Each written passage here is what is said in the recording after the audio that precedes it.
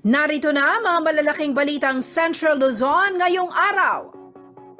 Higit 2,000 pulis itatalaga ng PRO3 sa iba't ibang bahagi ng Central Luzon ngayong holiday season. Extended mall hours, magbibigay daan upang mabawasan ang heavy traffic ayon sa Siposco. Bantay Bayan, inatasan na tumulong sa krusada kontra iligal na droga at isabong. Bilang ng mga naninigarilyo, bumaba na ayon sa isang pag-aaral. At Disney-inspired parade, nagpasaya sa mga bata sa City of San Jose del Monte, Bulacan.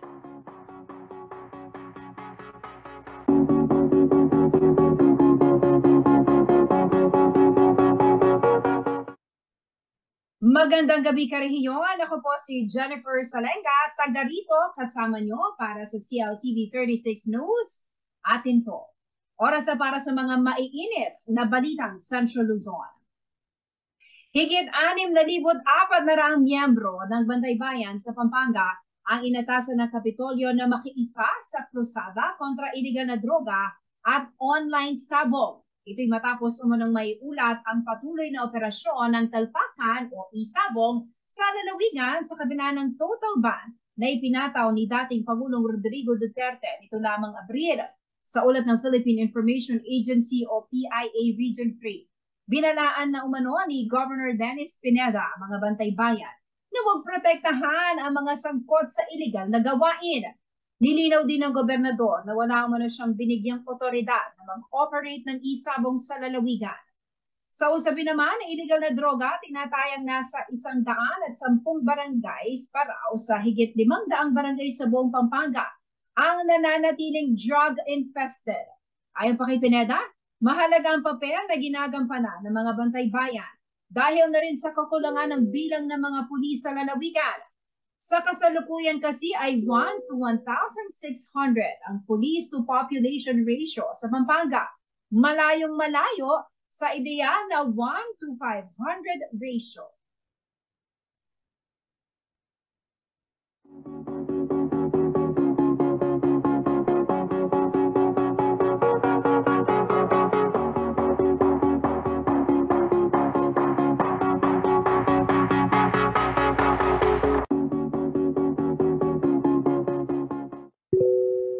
Pinagnakawan na, pinatay pa ang 18 anyos na grade 12 student na si Juana May Maslang sa Angeles City. Ang suspect ay ang mismong kapitbahay ng biktima na kalaunay umamin na gipit sa pera para sa pambinyag ng kanyang anak. Narito ang report. Halos dikit-dikit ang mga bahay na makikita rito sa Jesus Street, Puro 4, Barangay Pulong-Bulu sa Angeles City. Sa komunidad na ito, nangyari ang isang nakawan na nauwi sa karumal-dumal na pamamaslang nitong gabi ng Biyernes, December 16. Ang biktima, ang grade 12 student na si Juana May Maslang, nakakadebu pa lamang nitong Nobyembre. Kasi ito, yung manugang ko, nagninang ulam. Sabi niya yung anak ko, may ulam dyan, kumain ka na. O teka pa dulo ba, hindi ka papasok ka ng nakabukas yung pinto. Bakit mo binaksan yung pinto, nakasarado doon. Dito na ako nakasarado yung, nakabukas na yung pinto. Hindi pong sindyali, sisindyan yung ilaw. Nakita yung anak na, nakapalasay na, wala na palang buhay. Naliligo sa dugo. Ayon kay Lola Fabiana Flores Raimundo, tiniktikan ang galaw ng kanyang apo na natsyempuhang nag-iisa sa kanilang bahay. Lumabas yung pag binabantay yung tindahan, pinalalabas nanay niya. Katapos, muwi na. Pag uwi siguro, sinubaybayan niya. Nasa likod niya, hindi niya alam. Dead on arrival ang dalaga at base sa investigasyon ng pulis, 14 na malalim na sugat ang tinamo nito sa katawan. Ang salarin ang kanilang kapitbahay na si Valrinon Kahanding, 24 anyos. Hindi agad sumuko ang suspect bago ito umamin kalaunan sa follow-up investigation ng PNP. At una umano niyang sinabihan sa nagawang krimen ay ang live-in partner nito na si Japani Torbeles. Ito yung sinabi niya, kinukwento niya, na walang gatas yung anak niya, magpapabinyag sila, wala silang pera. Sinabi nga daw sa kanya na napatay ko si May. Yun pala yung ginawa. Sabi niya, pag nanakaw lang talaga yung gagawin niya, pero wala. Nauwi sa pagpatay. Kasong robbery with homicide ang isinampa kay Kahanding. Nawit din umano si Torbeles dahil tinangka niyang iligaw ang investigasyon ng mga pulis. Yung babae, accessories lang most probably papasukan niya dahil tumulong siya magtago ng ebidensya, tumulong siyang linisin ni Balbal o ni suspect yung kanyang katawan. At alam na niya yung nangyari, hindi pa rin siya nakipag-cooperate. Though may mga pagkakataon na may mga pulis na nakapag-interview sa kanila doon o nakapagtanong. Kasama sa drug watchlist ng PNP ang suspect na umamin din umanong gumagamit talaga ng illegal na droga. Addict siya. Kasi sabi ng asawa niya, at nasa listahan din naman siya. Sabi ng asawa niya, sir, kasi nadidrain na siya nung araw na yan.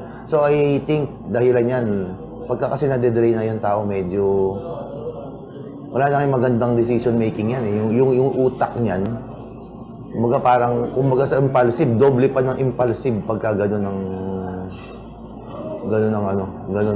pag nade-drain ka na from drugs o nag-drugs ka kanina, kahapon, nawawala na yung tama, iba yung utak talaga. Sa eksklusibong panayam ng CLTV 36 News sa suspect, sinabi nitong gipit siya sa pera kaya nagawa niyang magnakaw. Dahil po problemado po ako sa pera. Tsaka po, nangangailangan po ako binyag ng anak ko. Hindi rin anya kasama sa plano ang pagpatay sa kanyang kapitbahay, ngunit natuliro umano ito kaya siya nagpasyang patayin ang biktima. Pinasukan ko lang po tapos hindi ko nga po sinasadya na patayin po sa akin. Nataranta na po ako. Nakawari po ako sa may po ako tawad. Sana po di ko na po ulitin. 28 sa 33 barangay sa Angeles City ang apektado pa rin ng illegal na droga base sa report ng PIDEA Region 3. Sa insidenteng ito, malinaw umano kung papaano sinisira ng droga ang pag-iisip ng mga gumagamit nito at kadalasang humahantong sa iba pang krimen. Again, pinatunayan na naman po ng krimen na ito na mawawalan kayo ng kinabukasan ng magandang pagdidesisyon kung gagamit kayo ng droga. Kasi kita nyo ang sabi ng asawa niya, nade-drain na po siya, pawala na po yung tama niya ng droga. Totoo yun. Maraming patunay na ganun. Pagkapababa na ang tama ng droga, naiiba ang utak ng tao. At kahit naman nandun pa yung droga, iba rin yung utak. Pero mas naiiba pagka yung pababa na. Mas nagiging mainit ang ulo. Ako si Paulo G. Santos, taga rito kasama nyo para sa CLTV 36 News. Atin to. Higit 2,000 pulis ang ipakakalat umano ng Police Regional Office o PRO3 sa Central Luzon para sa Pasko at Bagong Taon. Inatasan na ni PRO3 Director Police Brigadier General Cesar Pasibuen ang mga Chief of Police na palakasin ang police visibility upang makaiwas sa anumang uri ng criminal activity ngayong holiday season. Aniya, handa na umano simula pa nitong December 16 ang mga police assistance desks na inasahang magbantay sa seguridad ng publiko na magtutungo sa mga transport terminal, commercial establishments at mga simbahan. Maglalagay din daw ang kanilang hanay ng motorist assistance hubs at route safety marshals sa mga pangunahing lansangan sa rehiyon na mananatili hanggang January 5. Bukod pa rito, nariyan din ang force multipliers, private security guards at government security forces na magbibigay ng mas malawak na saklaw ng seguridad sa mga komunidad. Samantala, paalala po ng PRO3 sa publiko na makibahagi at suportahan ang iba't ibang operasyon ng pulisya at ipaalam po kaagad ang mga kahina-hinalang insidente sa inyong mga lugar. Bukod pa rito, iwasan din umano ang paggamit ng mga ipinagbabawal na paputok para naman sa ligtas na pagdiriwang ng bagong taon.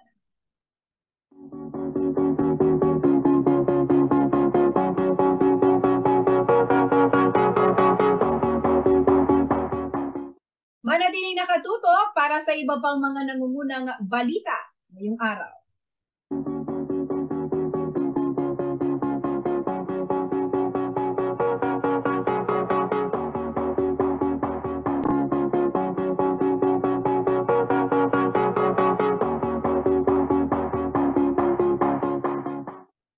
Nagbabalik ang CLTV 36 News.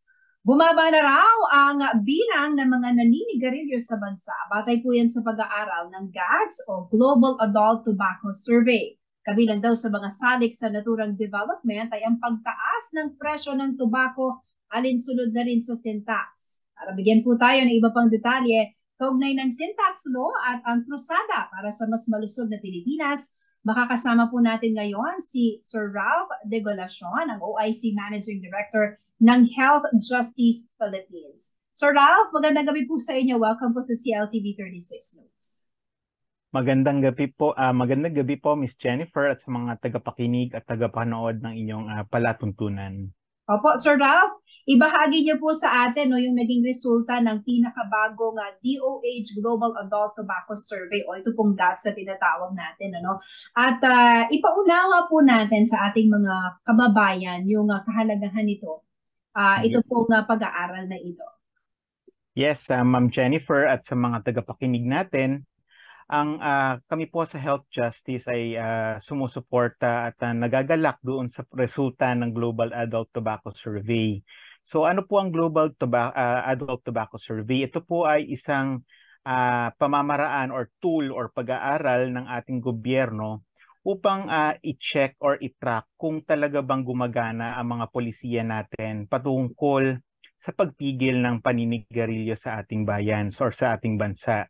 So ito po ay isang survey na ginagawa every 3 to 5 years. At yung last na ginawang survey was in 2015.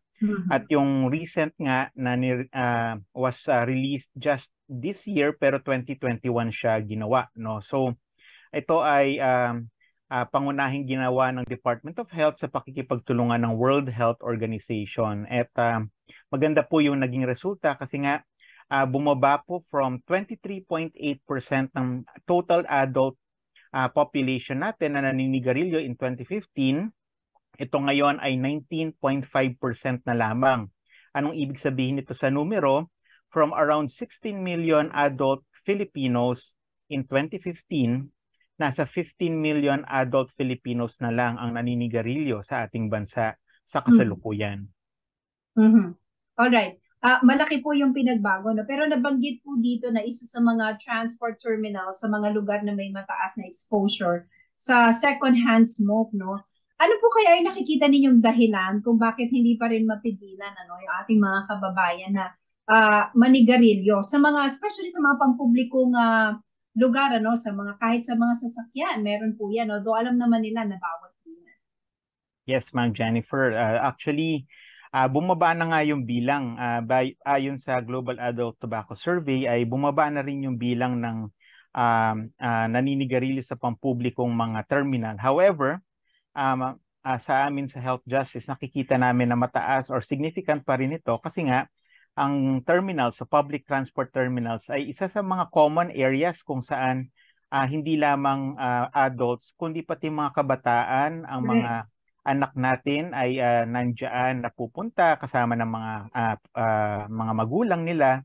Kaya nakakabahala pa rin ito dahil yun nga ang exposure sa second hand smoke, kung hindi man naninigarilyo yung kasama or yung mga nasa tabi natin, kumbaga yung nalalanghap na usok is still dangerous para sa mga kabataan. So at saka sa mga may sakit na rin, lalo na yung mga may hika, di ba? So pag ito ay ang exposure nito or patuloy pa rin tayong nakakakita ng mga ganitong mga paglabag sa ating batas kasi bawal talaga dapat yan sa public terminals eh. So dapat ito ay nire-report kung sino man yung namamahala sa public terminal na iyon dahil yun nga nakakasama ito sa kalusugan overall, pati kahit hindi ikaw yung naninigarilyo, malanghap mo lang ito ay delikado talaga sa iyong kalusugan yan. Pero Sir Ralph, ano po yung nakikita ho ninyong susi, no, para po bumaba yung bilang ng mga naninigarilyo? Tingin niyo ho ba may epekto yung syntax law na umiiral po ngayon para tumigil? Kasi tumaas ho ang presyo no, sa hirap ng buhay. Hindi po ba bago sila bumili ng sigarilyo, nilalaan na lamang nila sa mas mahalagang pangangailangan? Tingin niyo ho may epekto yun? Tama kayo, Miss Jennifer, no? Ayon sa GATS or yung survey nga ng DOH, ang presyo ng sigarilyo ay pangalawa sa pinaka malaking factor na sinabi ng mga na-survey kung bakit sila tumigil sa paninigarilyo. Number one, I would like to mention ay yung kalusugan, no? Magandang number one yung kalusugan, no? Yung talagang yung awareness ng mga kababayan natin ay malaki na, no? Malaki ang pinagbago, meaning to say mas marami na talaga nakakaalam na ang paninigarilyo ay masama sa katawan. At second is yung presyo, no? So sa ating bansa kasi taon-taon ay tumataas ang rate or yung excise tax sa sigarilyo, yung sin tax na tinatawag. At ito ang sin tax po ay isang pamamaraan upang mapigilan nga yung paggamit or yung pagkonsumo ng ganitong produkto. At ito rin ay pumipigil sa ating mga kabataan para hindi na ito bilhin, di ba? So yung sin tax is just one factors, no? I'd like to mention na andyan din yung in the past 5 years, nandiyan din yung graphic health warnings, yung mga nakikita nating picture sa pakete ng Yossi. And at the same time, I'd like to mention na malaking factor din yung executive order na pinalabas ni dating Pangulong Duterte noong 2016-2017. Di ba pinalawig niya or pinalawak niya ang pagbabawal ng paninigarilyo sa mga pampublikong lugar. So may executive order po siya at that time. Naging malaki rin ang ibig sabihin ng survey, malaki ang naging epekto nito upang ma-discourage ang mga kababayan natin na manigarilyo kung saan-saan. So yung pagbabawal ng paninigarilyo sa mga pampublikong lugar also works. So it's para bang it's a mix of strategies, hindi lamang po yung pagbubuwis, andyan yung graphic health warnings, andyan yung pagpapalawak ng pagbabawal ng paninigarilyo sa pampublikong lugar, at of course yung education na rin and awareness ng ating mga kababayan. Not to mention also, Sir Ralph, yung nakukuhang tax sa mga sigarilyo napupunta sa ibang health services, health programs sa ating gobyerno. Yes. Pero ano po yung mga recommendation po ninyo upang matiyak na ito magtutuloy-tuloy na yung pagbaba ng bilang ng mga naninigarilyo at masiguro na protektado po ang ating mga kababayan mula sa second-hand smoke naman? Yes, ang primary recommendation ng Health Justice ay sana ay tuloy-tuloy ang ating mga programa, lalo-lalo na sa pagbibigay ng edukasyon at awareness sa ating mga kababayan through our Department of Health and local government units. Mahalaga po ang ating mga local government units na magpatupad at magkaroon ng kanya-kanyang ordinansa upang yung mga national laws natin ay maipatupad sa ating mga komunidad, sa ating mga pamayanan. Of course, yung dapat medyo higpitan pa natin yung pagbabawal ng paninigarilyo. Sana mapalawig pa yung tinatawag naming smoke-free na mga lugar kung saan ay bawal talaga manigarilyo. Hindi lang dapat sa eskwelahan, hindi lang dapat sa mga health facility. Very important yung public places tulad ng nabanggit natin kanina, terminals. Andyan din yung mga kung saan nagko-converge yung mga tao, like mga parks, yung mga malls. Sana po ay tuloy-tuloy na paigtingin yung ganyang mga polisiya. At of course, yung sin tax pa rin na sinasabi namin, sana ay medyo i-adjust pa rin pataas kasi nakikita namin epektibo nga ito para mapigilan yung paninigarilyo. Yung mga tao naman siguro wag natin tignan ito na isang pahirap, ngunit ito ay deterrent, no? Deterrent for you to smoke para hindi ka na talaga matukso or manigarilyo. So yun yung mga rekomendasyon namin at of course sana yung ating mga kababayan patuloy nating suportahan yung mga local government units natin at manawagan tayo sa ating mga sa mga leader natin na sana ipagpatuloy yung mga ganitong programa at wag na sanang mag-shift yung ating mga kababayan sa mga iba pang produkto. Sana i-encourage natin na mag-quit yung mga naninigarilyo at wag pong gumamit ng ibang produkto.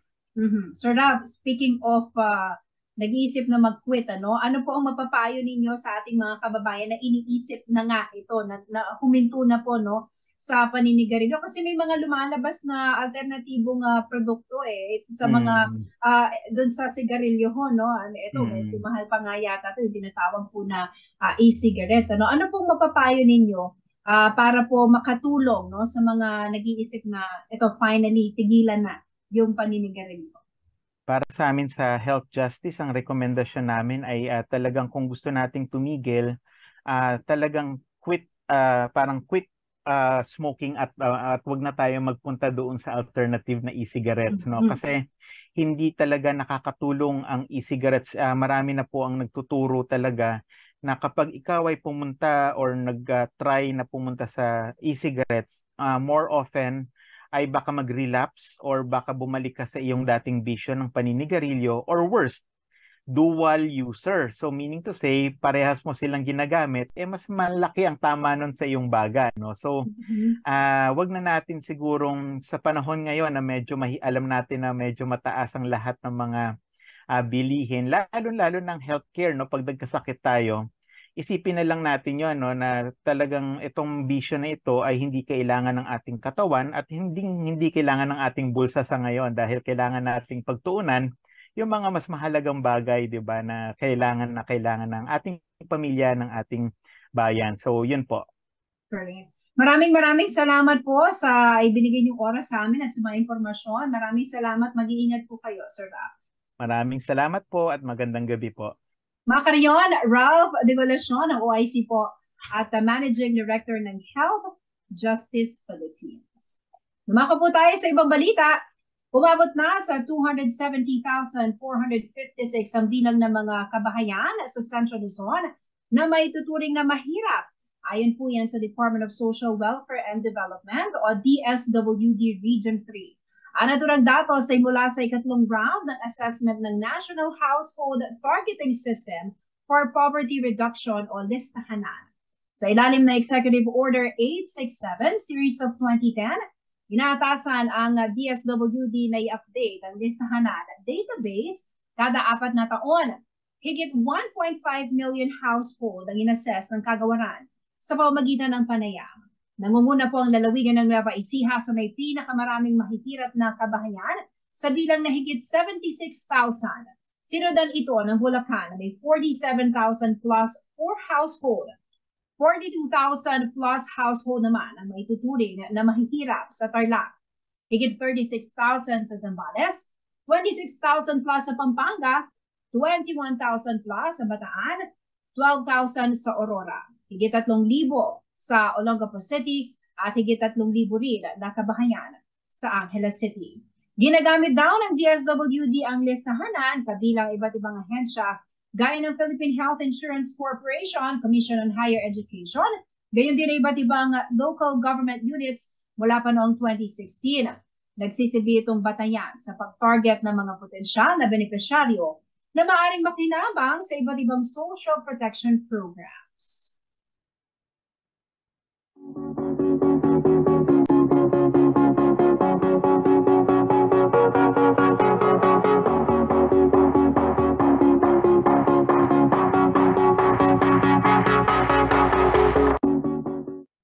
Kung ikukumpara sa mga nagdaang taon, higit na matumal daw ang bentahan ng mga panregalong laruan sa palengke ng siyudad San Fernando. Ang ilan sa mga mamimili, todo higpit naman ang sinturon para magkasya ang kanilang kakarampot na budget. Narito po ang report. 2,000 piso kada taon ang inilalaan ng 40 anyos na si Donna Veloso para ipambili ng regalo sa kanyang mga anak at pamangkin tuwing Pasko. Kung sa mga nakaraang taon ay aabot sa mahigit 10 regalo ang kanyang nabibili, 6 na laruan na lamang daw ngayon ang kasya sa kanyang budget.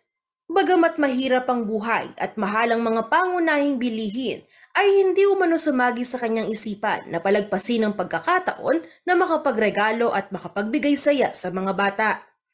Dahil nga, di ba, nag-pandemic, yung mga bata, puro gadgets, puro computer, ganun, kahit sa school.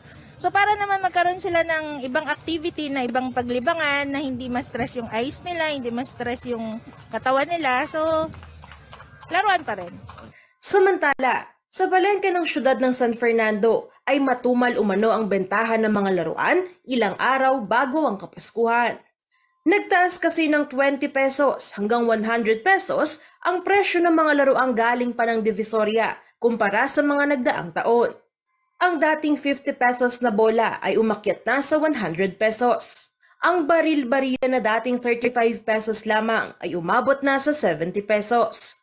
Ang simpleng manika naman ay pumatak na sa 80 pesos na ang dating presyo ay 35 pesos lang.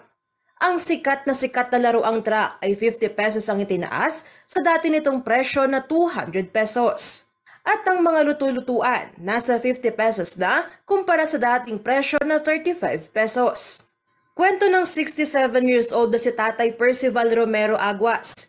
Sa 80,000 pesos na ipinuhunan niya sa mga laruan ay wala pa umano sa 10,000 ng kanyang kinita mula noong unang araw ng Disyembre. Wala naman na umanong magagawa si Tatay Percival kundi ang magdasal na sana'y dumugi ng mga mamimili ang mga laruan na kanyang itinitinda.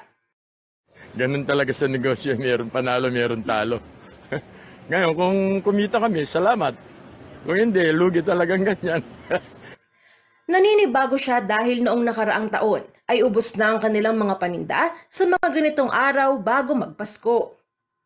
Matumal ngayon at saka nagtaasan yung mga bilihin ngayon, lahat. Pati kuan, kaya mas mabili nung nakaraang taon kung kumpara mo ngayon kasi mas mataas na lahat ang bilihin. Samantala, bahagya ring tumaas ang presyo ng mga ampaw at mga gift wrapper, ngunit hindi katulad ng mga laruan, mas mabenta ang mga ito. Ang dating 5 piso kada piraso ng ampaw ay pumapalo na sa 7 hanggang 10 pesos kada piraso depende sa klase. Ang gift wrapper naman ay nasa 6 na piso hanggang 25 pesos kada isa. Ako si Angelica Cara, taga rito, kasama nyo para sa CLTV 36 News, atin to.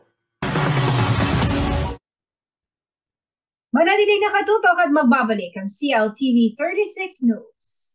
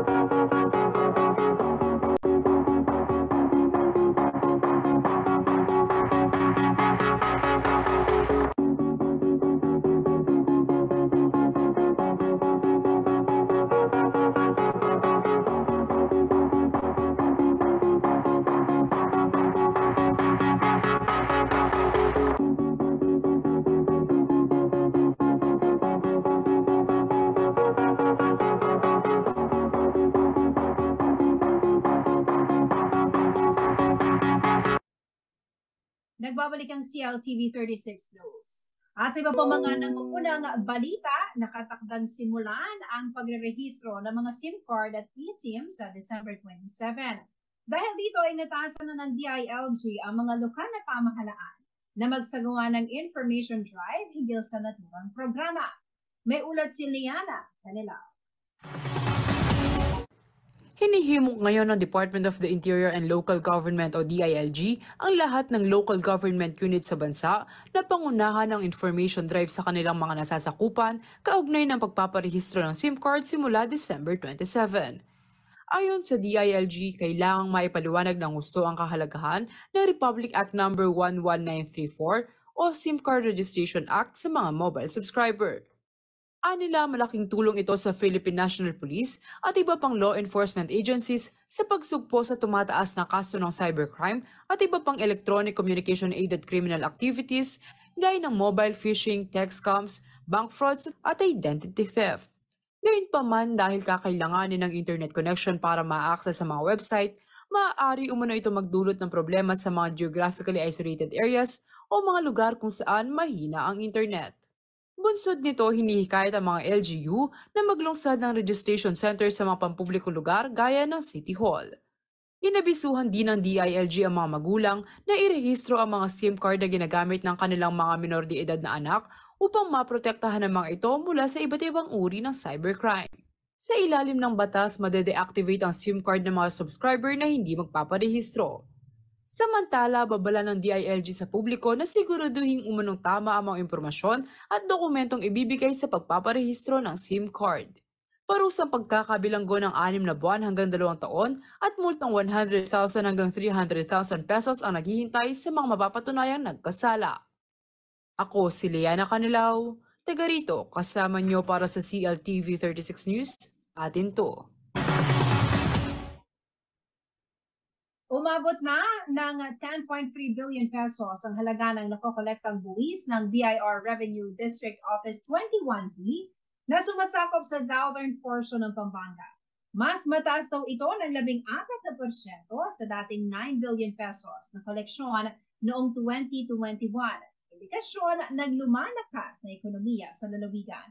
Paalala naman po ng BIR sa mga kabalen, huwag kakalimutan ang mga tax obligations sa papasok na taong 2023.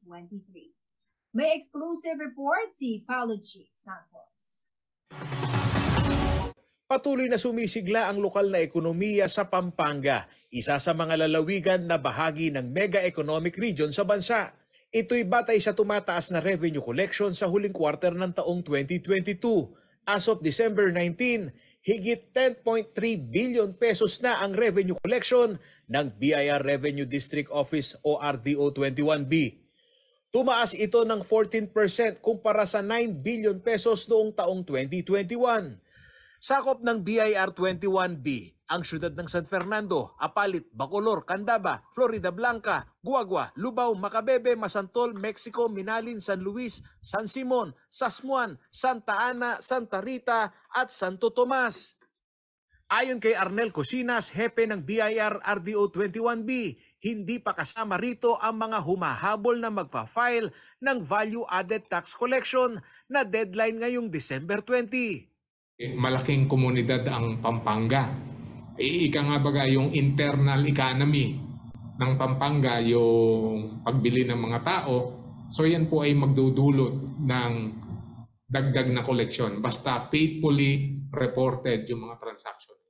Yung 133 million, alam ko na kayang bunuin niya ng mga taxpayers natin na VAT registrants. Kasama po dyan yung mga supermarket, yung mga realty business, halos lahat. Naging maganda rin umano ang revenue collection mula sa LGU tulad ng excise tax, buhat sa mining resources ng lalawigan ng Pampanga. Actually, tumaas nga po ang excise tax namin. Dati po nakakakolekta lang kami ng mga 1 million. Sa samantalang today, as of today, December 19, nakaka 2.8 million na po tayo. Napagbuti din umano ang tax collection dahil sa aktibong pakikipagtulungan ng mga lokal na pamahalaan. Iyon ay dahil bantay sarado raw ang mga transaksyon hinggil sa pambansang buwis na kailangang kolektahin ng BIR. Tandem po yun ng assessment section at saka nung collection agent na naka-assign doon sa municipality. Sila po yung nagmo-monitor at nag-aalalay sa ating mga LGUs para sa kanilang compliance when it comes to taxes, national taxes or taxes paid and remitted to the BIR. Registration, invoicing o issuance ng receipt, maayos na bookkeeping at returns compliance. Ilan daw ito sa mga proseso na kailangang maisaulo ng taxpayer upang makaambag sa bumabangon na ekonomiya. Sumahin ko po sa isang kataga o sa ilang kataga yung napakarami kong binanggit na kailangan compliance. Kung taos po sa puso natin na tayo ay sumunod at tumalima sa minamandatong magbayad ng buwis, aalamin po natin ano-ano ba talaga yung mga regulasyon na dapat natin sundin. So, magsisimula po yan sa pagiging rehistrado. Ako si Paulo G. Santos, taga rito kasama ninyo para sa CLTV 36 News. Atin to. Isang high-value individual sa Centro Luzon ang nasa kote ng Tarlac Police itong linggo, December 18. Arestado si Adrian Lanchico, 32 taong gulang, matapos pagmentahan ng shabu ang isang kosher buyer sa Barangay Balete, Tarlac City. Nakumpiska rin sa pag-iingat ng suspect ang isa pang sachet na hinihinalang shabu, gayon din ang marked money na 1,000 pesos. Ayon sa Tarlac Police, miyembro ng Tanyedo Illegal Drug Group si Lanchico, isang grupo na responsable sa pagpapakalat na ipinagbabawal na gamot sa lalawigan. Samantala, napasakamay na rin ng mga otoridad ang ikapitong most wanted person sa Bamban, Tarlac na si Armando Ramos. Naaresto si Ramos sa isang manhunt operation na ikinasa sa Barangay Anupul, Dapdap sa naturang bayan nitong Sabado, December 17.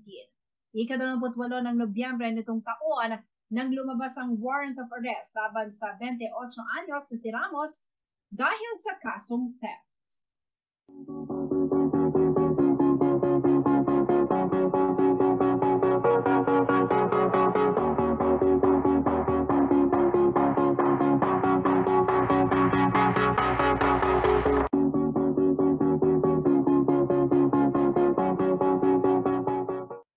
Manatiling nakatutok at magbabalik ang CLTV 36 News.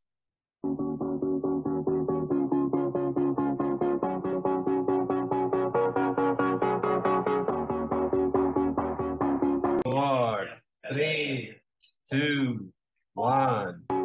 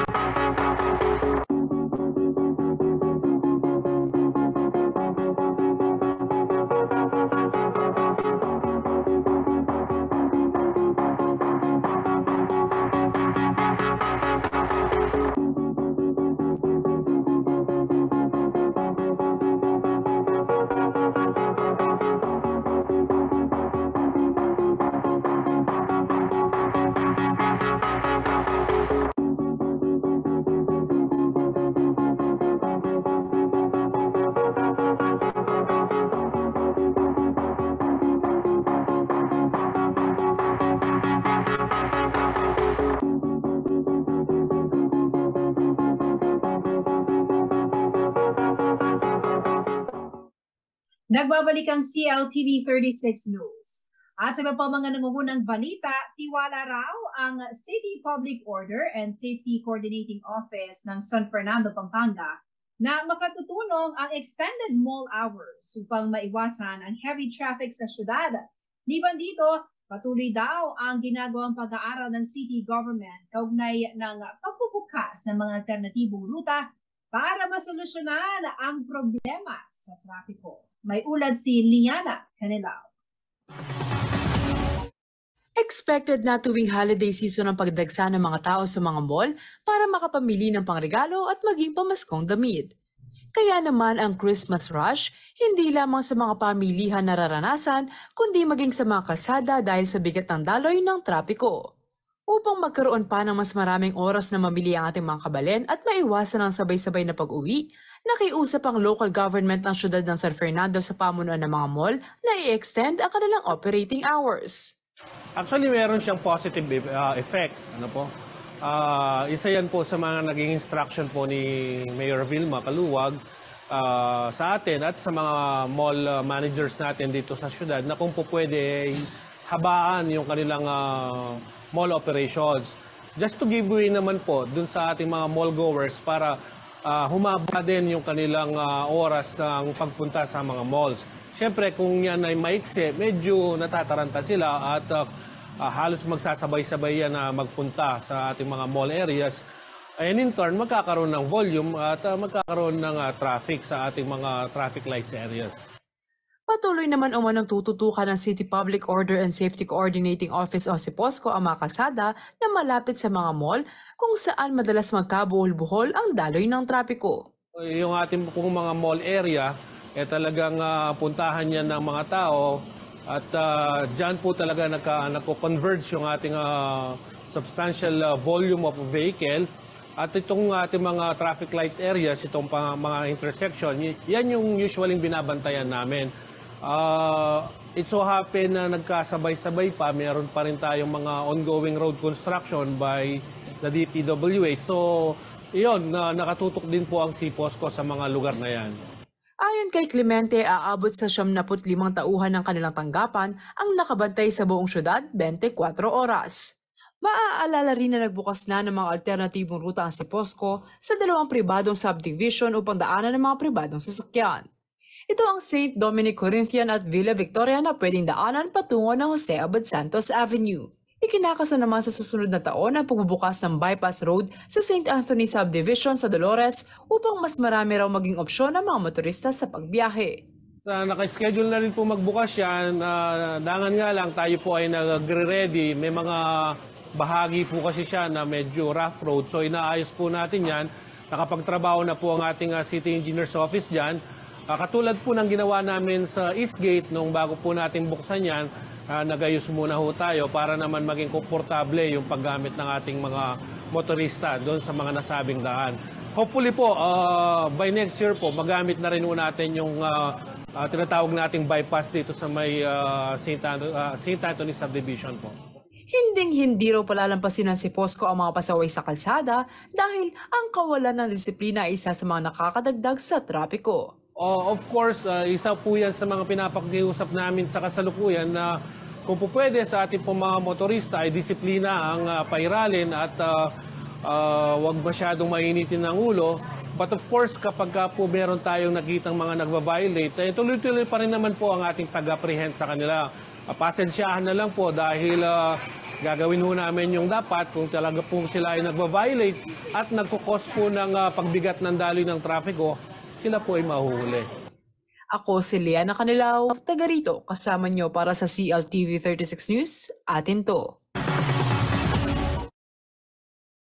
Nagsagawa na isang outbound business mission ang Central Luzon Growth Corridor Foundation Incorporated o CLG-CFI at Central Luzon Outbound Trade and Investment Mission sa South Korea.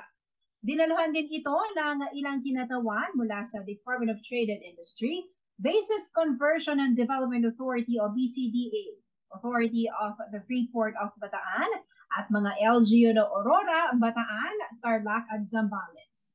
Layunin nitong manghikayat ng mga investors sa South Korea at ipakilala ang Region 3 na bilang ang New Clark City bilang ideal investment destination. Bunso dito, hinikayat ng BCDA ang mga Korean investor na makibahagi sa pagpapatayo ng mga proyekto at iba pang future developments sa New Clark City. Nakipagbulong din ang BCDA sa potential locators na naghahanap ng business opportunities sa New Clark City, partikular ang housing industry at smart technologies. May tuturing umano ang Central Luzon bilang isang super region dahil malapit ito sa Metro Manila. Dito matatagpuan ang iba't ibang pasilidad gaya ng international airports, seaports, industrial zones, agricultural areas at tourism and leisure sites. Sa pamamagitan ng trade mission, umaasa umano ang mga kinatawan ng bansa na mas mapalalakas pa ang industriya ng pagnenegosyo at pamumuhunan sa pagitan ng South Korea at Central Luzon.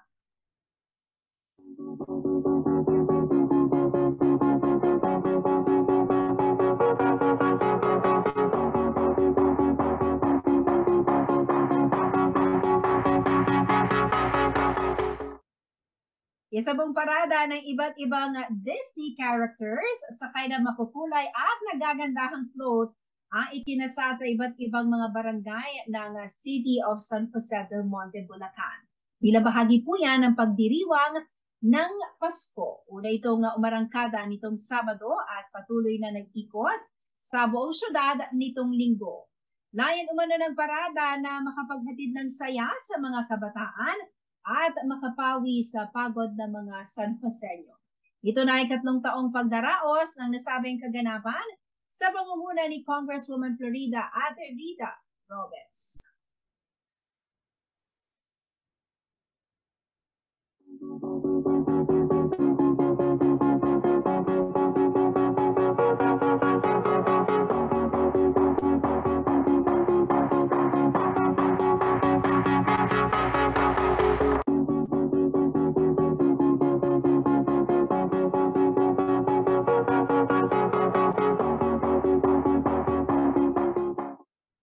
Alamin naman natin ang magiging lagay ng panahon mula po kay Ginoong Manny Esguerra, ang Chief Weather Forecaster ng Pag-asa Clark.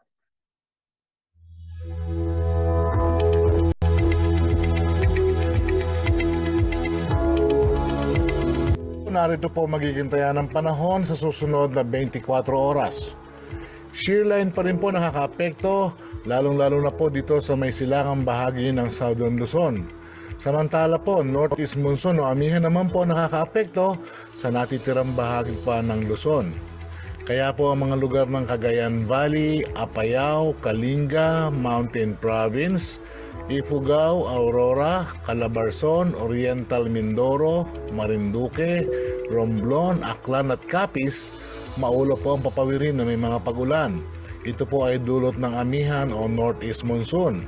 Samantala po ang Bicol Region, Eastern Visayas, Central Visayas, Caraga at Davao Region, magiging maulap din po ang papawirin na may mga kalat-kalat na mga pagulan, pagkulog at pagkidlat. Dulot po ito ng shear line at ng trough ng low pressure area. Ang Metro Manila po at nalalabing bahagi ng Luzon, kasama na po rito ang natitirang bahagi pa ng Western Visayas, magiging bahagi hanggang sa kuminsan ay magiging maulap ang papawirin, may inaasahan lamang po mga mahihinang pagulan at ito po ay dulot ng amihan o Northeast Monsoon. Ang natitirang bahagi po ng Mindanao, magiging bahagya hanggang sa kuminsan ay magiging maulap din po ang papawirin at posible pong magkaroon ng mga pulo-pulong mga pagulan, pagkulog at pagkidlat. Ito po ay dulot ng trough ng LPA o extension ng LPA at ng localized thunderstorm. So ito lamang po yung mga weather system na binabantayan ng Pag-asa at nagbibigay po ng mga pagulan sa ilang parte po ng ating bansa. Pero pinag-iingat pa rin po ang lahat, magdala po ng gamit panangga sa ulan.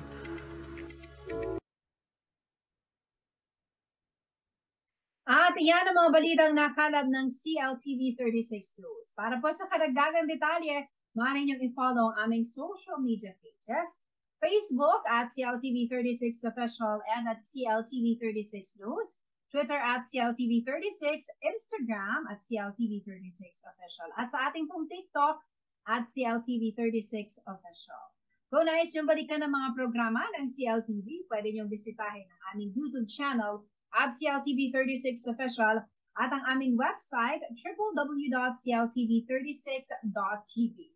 Mapapanood din ang mga programa ng CLTV nationwide via Signal Channel 115 at sa ating 39 cable partners.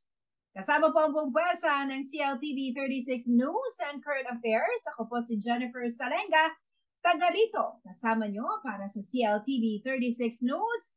Atin to. Maraming salamat po. Samantala, 5 araw na lang, Pasko na.